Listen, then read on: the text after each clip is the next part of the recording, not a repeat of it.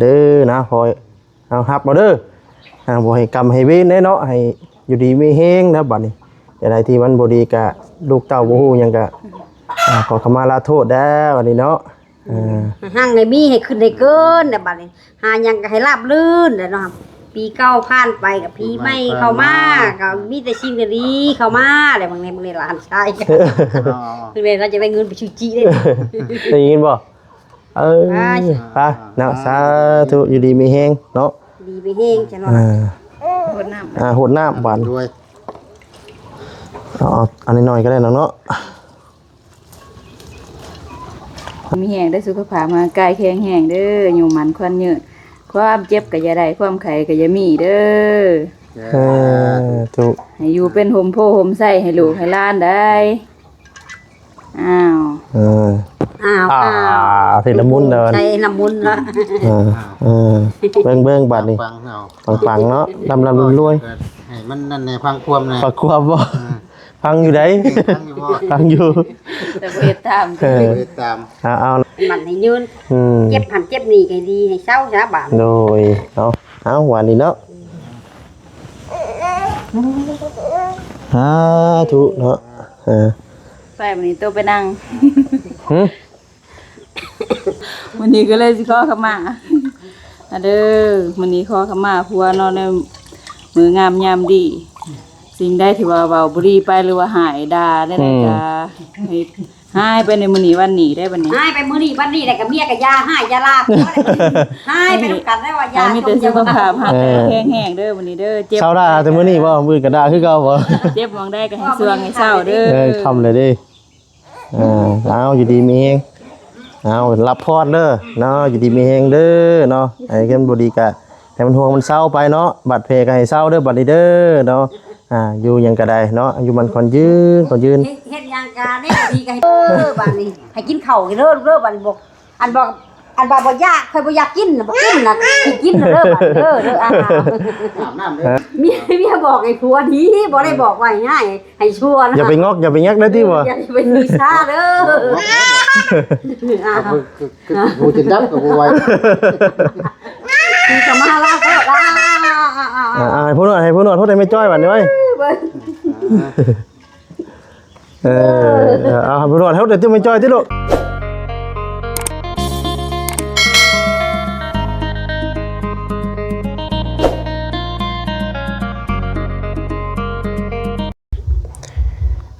พี่น้องเนาะตัดภาพมามันนี่ก็ยังอยู่เพื่อนอยู่ซ่านคือเก่าเลยพี่น้องเด้อเนาะกราบทักทายสบายดีเด้อเนาะสบายดีและสวัสดีพ่อแม่พี่น้อง FC กันเพื่อสุขุสุคนพี่น้องเนาะหรือว่าสิเป็นพี่น้องแต่ฝั่งลาวเนาะฝั่งไทยต่างประเทศพี่น้องเนาะก็ยินดีต้อนรับทานเข้าสู่ช่อง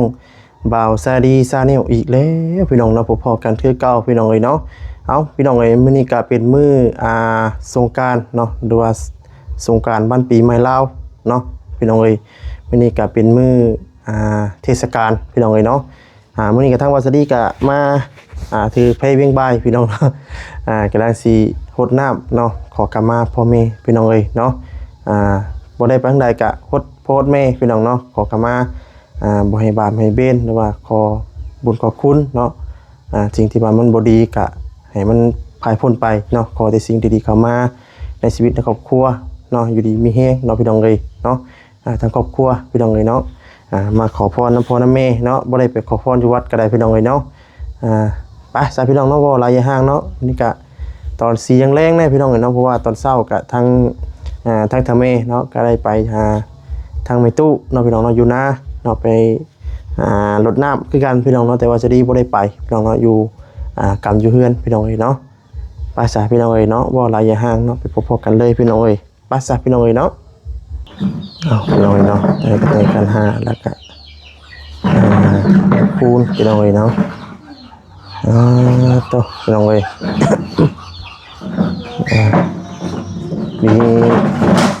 ีลูกมันสิห้างนู่นล่ะมาพี่บาทนี่พี่น้องเนาะตัดภาพมาวันนี้มีแต่คนอุ้มลูกเนาะมีแต่คนอุ้มลูกบาทนี่มีแต่แม่ลูกงอนพี่น้องเนาะได้ลูกน้อยให้กันทั้งนั้นก็ได้ลูกน้อยก็ได้8 เดือน ก็ได้ไปเดือนพวกนี้ ได้6เดือน ได้6 เดือน6 มื้อ ว่า แต่ว่าเอ้ย มาไหมลูก มาแล้วน้อยคนหน้าไม่จอยไว้ด้วยไปของเป็ดเลย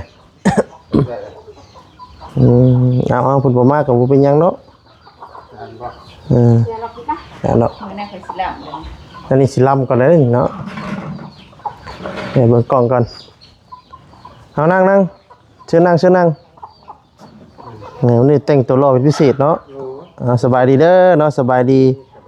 ตั้งแต่พ่อก็ทำแม่พี่น้องเลยเนาะเธอ สบายดี วันนี้เป็นมื้อสันวันดี นี่ก็มาเรียกพี่น้องเลยเนาะก็บ่มีอย่างไรเนาะนี่แหละขันห้าแล้วก็น้ำอบน้ำหอมเนาะสงกรานต์ปีใหม่เด้อนะพอยเอาฮับมาเด้อบ่ให้กรรมให้เวรเนาะให้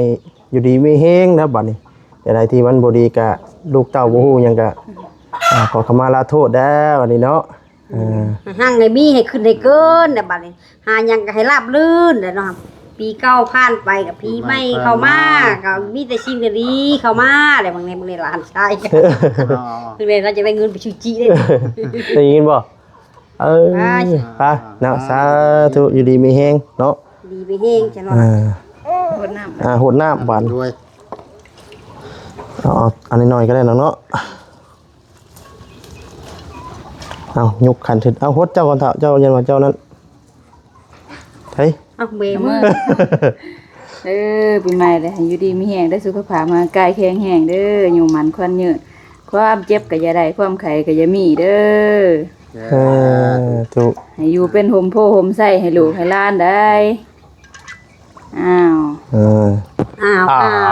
ถึงละมุนเดิน ใจละมุนละ เบิ้งบาดนี่ ฟังเอา ปังเนาะรวย ให้มันนั่นในพังความใน ปักควบบ่พังอยู่ไหน พังอยู่บ่ พังอยู่ แต่บ่เฮ็ดตาม ตาม เอานะเบิ้งอึ๊บโอ้เอาโคตรใหญ่รถเนาะบุญจะได้ลายเนาะอยู่ดีมีแฮงได้แม่เด้อเนาะกับเจ็บจะได้ความใครจะสิมีปีใหม่แรกก็ขอให้มีแต่สิ่งดีๆเข้ามาในชีวิตเนาะในปีเก่าก็ให้มันผ่านพ้นไปเนาะสิ่งนั้นมันบ่ดีก็ได้เนาะให้เขามีแต่สิ่งดีๆเข้ามาเด้อเนาะให้อยู่วันคนยืนเป็นผู้ใช้ให้ลูกให้หลานตลอดปีและตลอดไปเนาะเดินทางไปใส่มาใส่ก็ขอตลอดปลอดภัย ให้ราบรื่นดิ ให้ราบรื่นเนาะตกขมเงินขมคำเด้อเนาะสาธุมาถ้าว่าบัดนี้เอาอยู่ดีมีแฮงเด้อพอเด้อเนาะปัญญาลูกค้าอะไรก็ให้ดีให้เศร้าบัดนี้เนาะมันก็ลูกเมียบอกแกงกับฟังนะบัดนี้เนาะอย่าดื่มความลูกเมียเลยทักแต่เพิ่นรับ อยู่ดีมีแฮงวันยืนวันเด้อพอเด้ออยู่ดีมีแฮงผู้ใช้ลูกให้หลานบ่จุกูทุกคนเนาะหลานน้อยบัดนี้อยู่มีแฮงเด้ออยู่ดีมีแฮงวันเอาบัดนี้ใส่น้ำมุนบ่เอาใช่แล้วแม่จังก็ให้ลูกจ้ะ เอารับพรจากพ่อบัดนี้เอา นี่เอาตัวนี้นี่บ่ เด้อ คือทุกข์ก็ให้มันรับมันเลือดเอา เราเลือด ให้มันไล่ปังๆบ่ ปังเอา เฮ็ดหยังก็ให้ไล่ให้มีน้ำมูกติบ่ คือบ้านคือเมืองมองเอา โรบิโก้ได้เนาะ โก้แล้วอ่ะ โรบิโก้ได้พอได้ให้หมูพามีขี่น้ำซะ ดีมีแฮง ดีมีแฮงเด้อเนาะ ผู้เด้ผู้มาน้อยผู้เด้แอ้ๆอยู่พุ่นน่ะ คนน้อยได้เลย บ่ได้เด้ ใช่ให้แม่มันหั่นล่ะ เอา ให้อยู่ดีมีแห้งจักพวดที่หัวรถนี่มันจังมันจังยืนเกณฑ์มันคูณมันยืนคือคูณเลยเนาะ ก็จบแล้วมีความเว้า ให้อยู่ดีมีแห้งเด้อปีเก่าผ่านไปกับปีใหม่เข้ามาก็ให้มีแต่แนวดีๆเข้ามาเด้อบาดนี้ให้อยู่ดีมีแห้งความเจ็บก็ได้ความไข้ก็บ่ให้มีให้ล้างหนีไปไกลๆเด้ออ้าว เนาะ มาหมอนี่ เอาบาน ให้อยู่ดีมีแห้งคัดน้ำบาน้ำคอก็ให้มันดีมันเศร้ามันเคยไปซาแต่มื้อนี้วันนี้ได้บาดนี้ เลยอาบน้ำมุนเนาะมื้อเนาะ โอ้น้ำมุน โอ้ฉันสิว่าน้ำบุญว่ามันให้ยืนเจ็บหันเจ็บนี่ก็ดีให้เศร้าซะบาด โดยเนาะเอาหวานนี่เนาะถูกเนาะไปวันนี้ตัวไปนั่ง ธันวาเอ้ยธันวาเอาน้ำพอดีนี่ไว้ ไปสิวเอาไม่จ้อยเหรอเอามือพมีให้ประตูบ้าน คือบ่มาหมอ ธันวาเอ้ย เอ้ยแม่มาโคตรนำไม่จ้อยนี่ดุ มาเอาน้ำพอดีมามา ปลูกกุ๊กไม้ปลูก มาพี่บ่ อ้าวเราก็จะกดน้ำไม่พอแล้ว แต่ว่าลูกเว้ย นั่งขี่หรือวะ ฮะ นั่งขี่ เอาพี่แล้วนี่ยังกล่องอยู่พี่เนาะ เอาไปดู เพจอะไรเช้ายังติงเลยบ่จังได เอากระชวนน้ำตัว นั่ง แต่ เปิด เมื่อด่าพัวมาหลายเลยวันนี้ก็เลยสิขอขมาเด้อวันนี้ขอขมาพัวเนาะในมืองามยามดี สิ่งใดที่ว่าเว้าบ่ดีไปหรือว่าหายด่าได้ก็ให้หายไปในมื้อนี้วันนี้ได้บัดนี้ ให้ไปมื้อนี้วันนี้แต่กับเมียกับยาให้ยาลา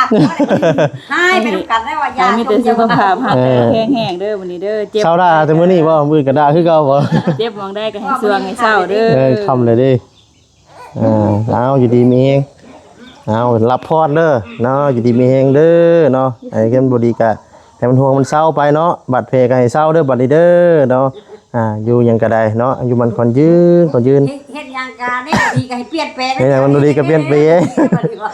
ตอนนี้ดีเข้ามาเด้อเนาะลูกผัวก็อย่าให้เป็นหลายเนาะเงินค้ำกับเกี่ยวก็ให้ผัวใช้แน่เนาะแนวนี้ได้พี่น้องเอ้ยใช่แต่ผู้เดียวถ้ามีเงินก็ได้เนาะอ้าวเราอยู่ดีมีเฮง เบิ่งนี่บักหลักเบิ่งนี่ดี ฉันว่า ทำมาลูก มาหดน้ำพอไว้ไว้ ตัวน้ำพอดีไว้เอาพอดีชูน้ำเห็นไหมไว้ ฉันว่าไปอุ้มละคนเลย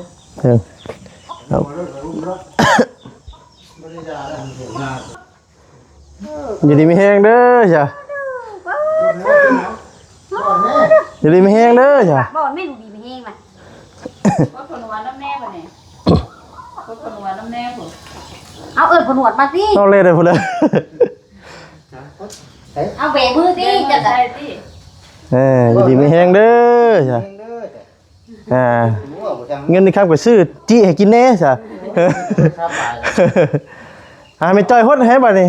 มาไม่สิวดให้ เอาคันให้ไม่จ้อยฮดให้ไว้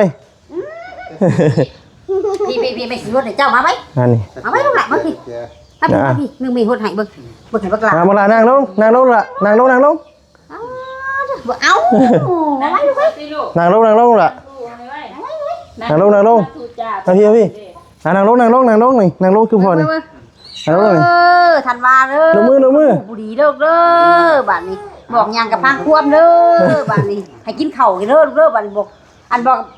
บ่ยากเคยบ่อยากกินบ่กินน่ะสิกินเด้อบัดเด้อน้ำเด้อ ละมุนมันนี่ มันยืนแต่ใหญ่ไว้ด้วย แม่เราก็อย่าโทษเราคือกันถ้ามีเราก็อย่าโทษมันตู่ ฮดไม่จ้อยว่าบัดนี่ เอาหลายเท่บ่ได้บัดนี้ โทษโทรี่ได้ดูป่ะเนี่ย กูไปโทษให้พ่อเจ้า มาฮดพอดีนี่มา โทษให้พ่อดีไหมบัดนี้ นี่มันฮดพอดีนี่โอ้ยมีแหงเด้อคำพูทันว่าน้อยอยู่ดีมีแหงคักปัญญางบัดนี่เนาะบัดนี่คนให้แม่บ่คนให้แม่บ่ดุคนให้แม่คนได้พ่อคนได้ อายแล้ว ให้แม่ไปนั่งให้แม่คนให้ไป เอาล่างนะไม่กันสิโทษให้โทษกะโอ้โห มาพี่ลานเลิก ยมลุงยมลุงงั้นเราต้องกันให้ได้ซะเบิ่งมีโทษให้พ่อน้ำตุนมีโทษให้พ่อกันเฒ่าเอ้ยเมื่อไหร่เมียเว้าเมียบ้าก็อย่าสิซักอย่าสิชาได้บัดนี้มาลาโทษได้บัดนี้ อย่าให้เมียบาปให้เว้น ว่าให้บาปให้เว้นนะเนาะ วันนี้มืออื่นได้ เมียบอกไอ้ผัวดีบ่ได้บอกไว้ง่ายให้ชั่วนะ อย่าไปงอกอย่าไปงักได้ที่บ่ อย่าไปมีชาเด้อ กูจะดับกับกูไว้ คือจะมาลาโทษละ ให้ผู้นวดโทษได้ไม่จ้อยบัดนี้ไว้เอาผู้นวดโทษได้ที่ไม่จ้อยที่ลูกว่าเอาผู้นวดโทษได้ไม่จ้อยลูก พอแล้วกูได้ลูก พอได้ลูกล่ะพอได้บาด ผู้นวดโทษไม่จ้อยไว้ พอมาเปียกลงนั่นเลย ผู้นวดโทษบัดนี้เอาจะได้บัดนี้หมอยซาบ่เอาว่าคำบ่บัดนี้ เฮ็ดเอา จะต้องฟ้องพ่อแล้วลูก จะเฮ็ดเอาพ่อได้ มา มาพี่ ทำไมมันนั่งทำไม มานั่งเฮ็ดถังไปเลย เห็นเลยบัดนี้ ม อบ่ ไป บ่ว่าบ่เบ้นแล้วบัดนี้เนาะ บ่ว่าเลย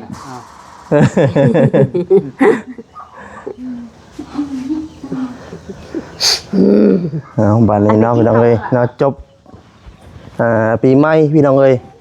เอาให้แบบจะมาเอาเสื้อผ้าลูกเขามาเลย ต้นมืดเนาะข้าวเดียวต้นมืดพี่น้องเอ้ยคอยคำยำแรงลงมาเลยพี่น้องเอ้ยเนาะ